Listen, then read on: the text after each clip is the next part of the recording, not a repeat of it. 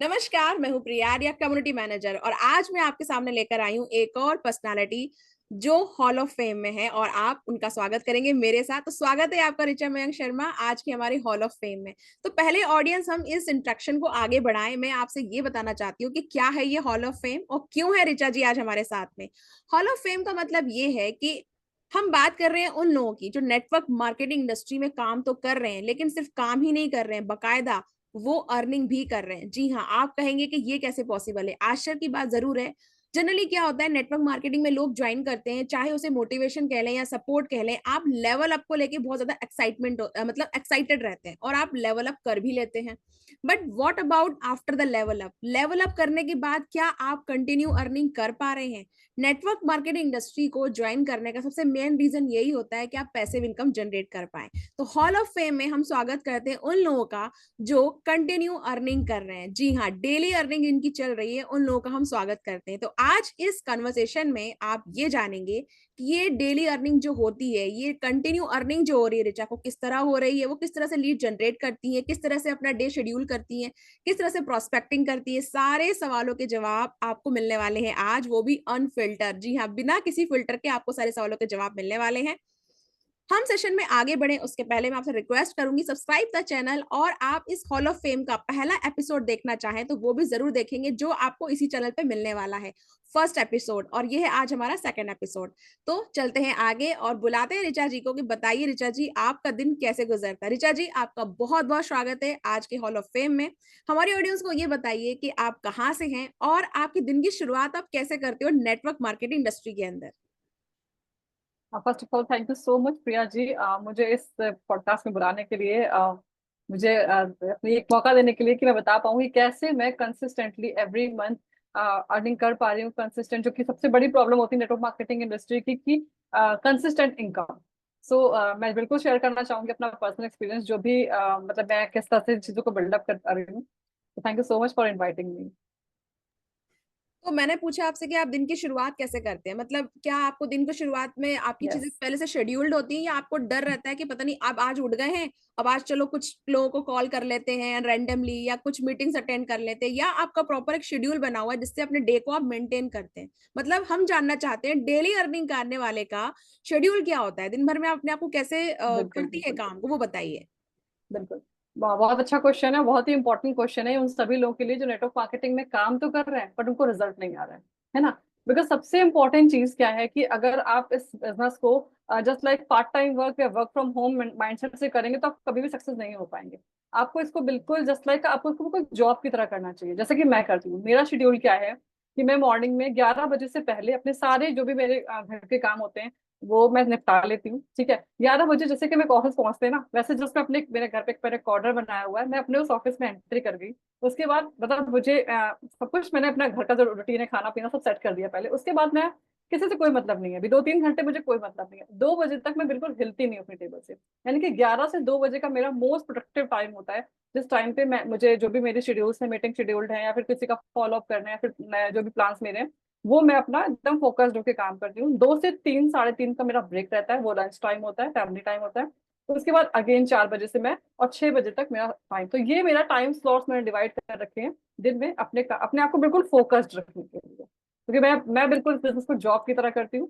तो यही मेरा है पर्पस, मतलब एक कह सकते हैं कि की है जिसकी वजह से मैं कंसिस्टेंटली इस बिजनेस को अच्छे से कर पा रही हूँ।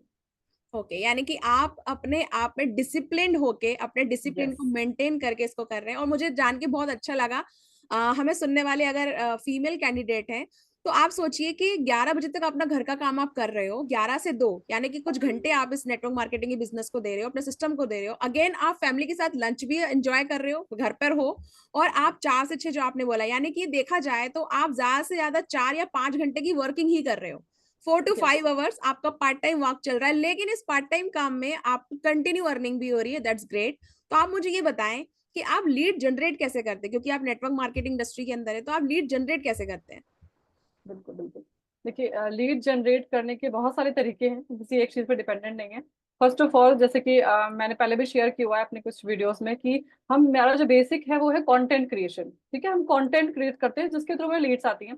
साथ के साथ एक पैरेलल एक हमने एक और सिस्टम सेटअप किया हुआ है लीड जनरेशन ऑटोमेशन का, यानी कि हमने कुछ ऐसे लाइक कुछ ऐसी सेटिंग्स करी हुई है, कुछ ऐसे एक प्रोग्राम रन कर रहे हैं जिसके थ्रू हमारे पास उसी तरीके के लोग आते हैं जो ऑलरेडी नेटवर्क मार्केटिंग में इंटरेस्टेड हैं, जो ऑलरेडी एफिलिएट मार्केटिंग में इंटरेस्टेड हैं, जो ऑलरेडी इस तरह की चीजों को सर्च कर रहे हैं। तो that is the main thing कि हमारा कंटेंट ही इस तरह का है कि जो लाइक इंटरेस्टेड पीपल है वही हमारे पास आते हैं।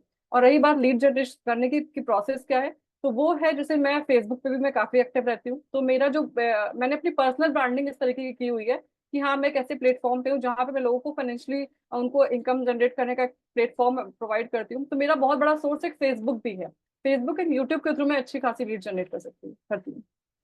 ओके तो आप फेसबुक और यूट्यूब के जरिए अच्छी खासी लीड जनरेट करते हैं ऑलरेज। मैंने देखा है आपका चैनल, आप बहुत सारे कंटेंट भी बनाते हैं। अब मुझे ये बताइए, आपने एक लाइन बोली कि मेरे पास ऑलरेडी वही लोग आते हैं जो नेटवर्क मार्केटिंग को समझते हैं। आपके पास एफिलिएट मार्केटर्स भी आते हैं, नेटवर्क मार्केटर्स भी आते हैं, और ऑलरेडी जो इस बिजनेस को करना चाहते हैं। अब मेरा नेक्स्ट सवाल आपसे ये है कि अगर आपके पास यही लोग आते हैं जो नेटवर्क मार्केटिंग ही करना चाहते हैं और ऑलरेडी उनमें थोड़ा बहुत इंटरेस्ट है आपके सिस्टम को देख के, तो उसके बाद फिर आपकी प्रोस्पेक्टिंग की प्रोसेस क्या होती है? मतलब जैसे मान लीजिए कि मैंने आपको देखा, और तो उसके बाद प्रोसेस क्या होगी? प्रोस्पेक्टिंग कैसे करते हैं आप?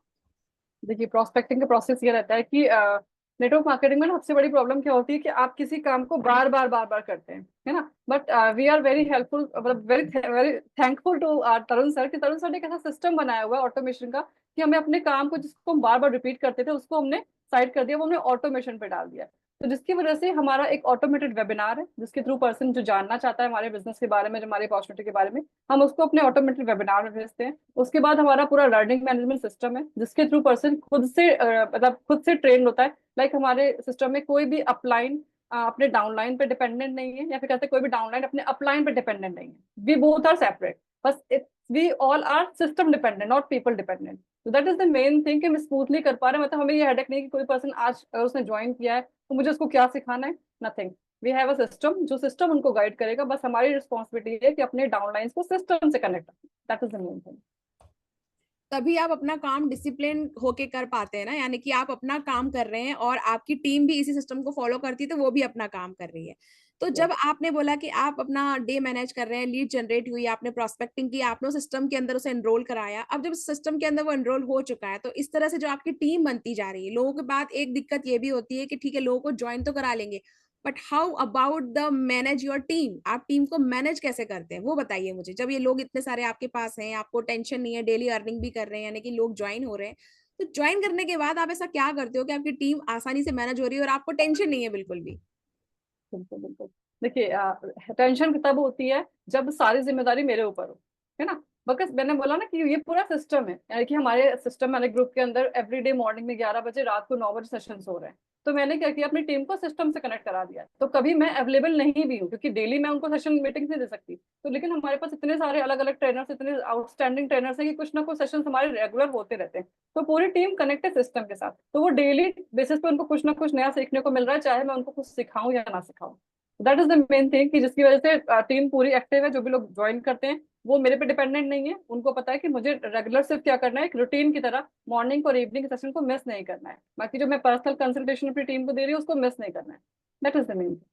ओके यानी कि जहां तक मुझे समझ आ रहा है, आप ये कह रहे हो कि आप अवेलेबल ना भी रहो लेकिन फिर भी टीम को वैल्यू मिल रही है, टीम को सेशंस मिल रहे हैं जो डेली चल रहे हैं, यानी कि यही आपका सिस्टम कि यस। आप सब कुछ सिस्टमाइज आपने तरीके से कर रखा है कि आपको टीम को मेंटेन करना है, सेशन देना है, कुछ समझाना है या प्रोस्पेक्टिंग भी करनी है, तो भी उसके लिए सिस्टम बना रखा है आपने कि आपको इसी पर्टिकुलर चीज का इस्तेमाल करना है।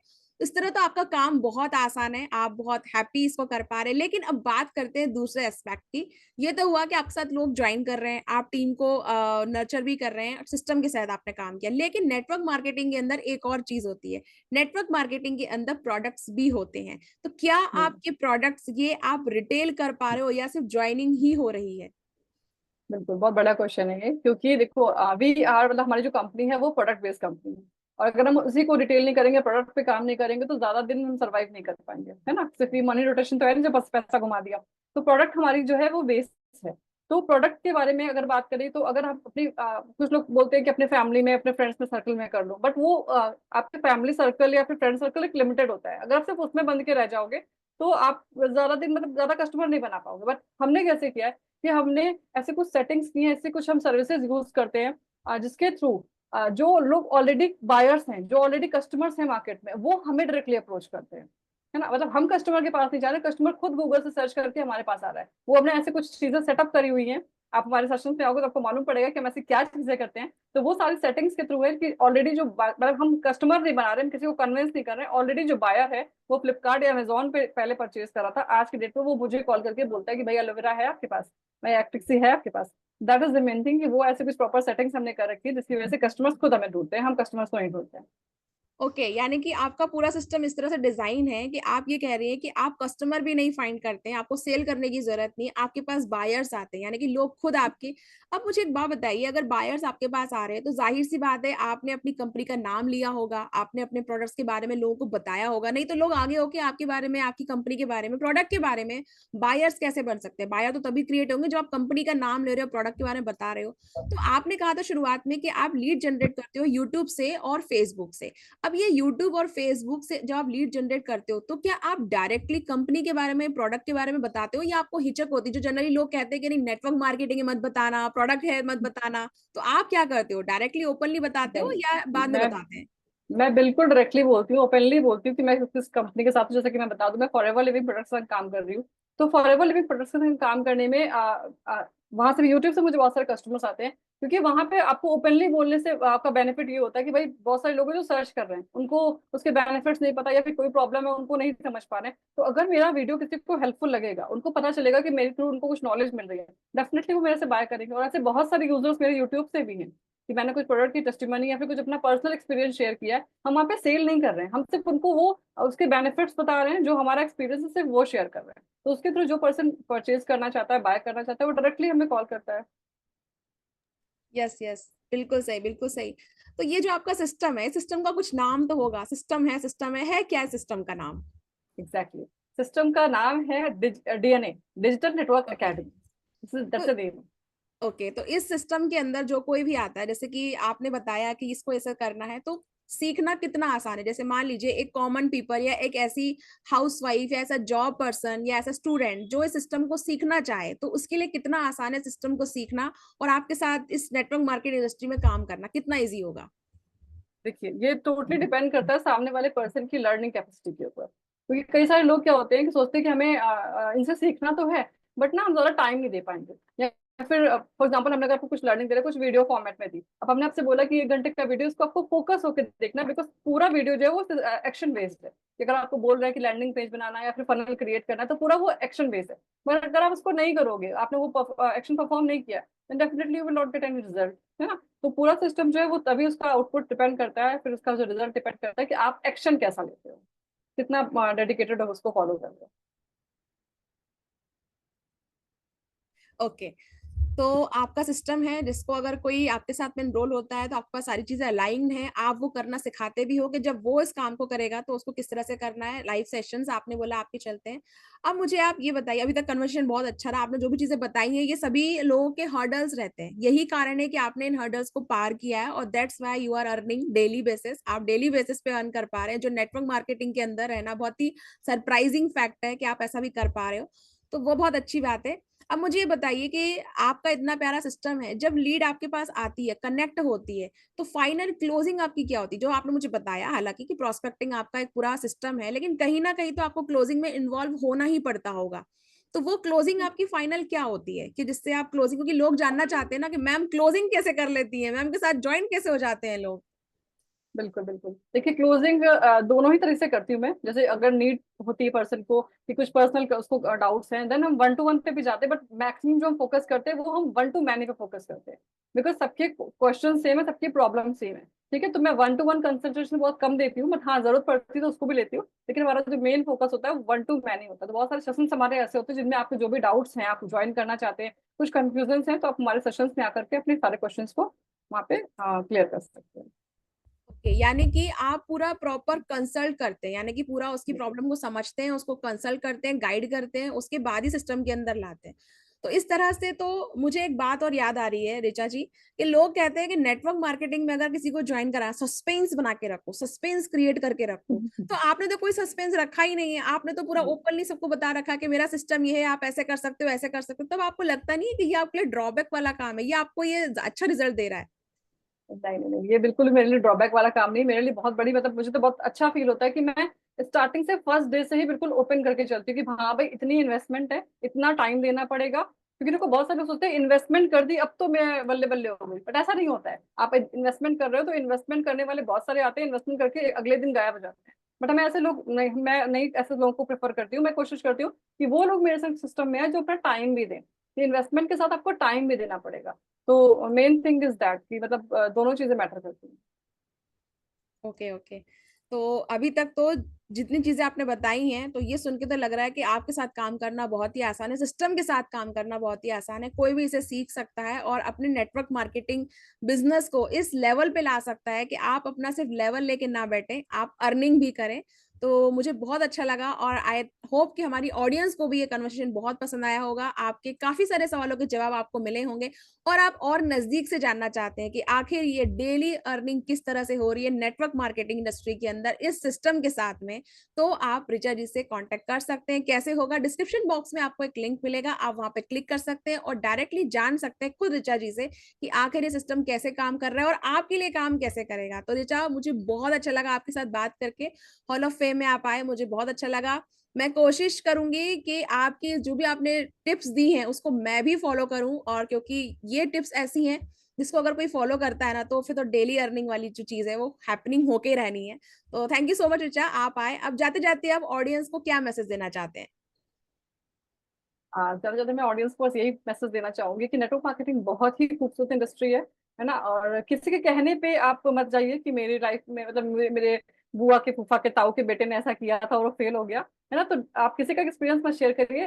पहले टाइम पे लोग इसको लेके कुछ निगेटिव थे, बट आज के टाइम पे यूथ और जितने भी यंगस्टर्स हैं उनको पता है कि ये कैसे इंडस्ट्री है जिसमें आप अपना जो कह सकते हैं कि आगे करियर अच्छे से बिल्डअप कर सकते हो अगर आप सही सिस्टम के साथ हो। The main thing is that, है ना। बहुत सारे लोग ऐसे हैं जो मिसगाइड भी कर रहे हैं, मिसलीड भी कर रहे हैं, पर आप देखो किस सिस्टम के साथ हो, और आपको खुद से पूरा एक्सप्लोर करना चाहिए कि जिस इंडस्ट्री, जिस कंपनी के साथ आप हो उसका बेस कैसा है, उसका बैकग्राउंड कैसा है। Then definitely you should go for this. तो देखा आपने, ऋचा जी का मैसेज आपने सुना, तो थैंक यू सो मच। अब चलते हैं हम किसी और नेक्स्ट हॉल ऑफ फेम के तरफ, जहां पर आप मिलेंगे एक नई पर्सनालिटी से जो कर रहे हैं डेली बेसिस पे अर्निंग नेटवर्क मार्केटिंग के अंदर। Stay tune, stay connected. Thank you so much Richa, thank you so much my lovely audience. Thank you, thank you.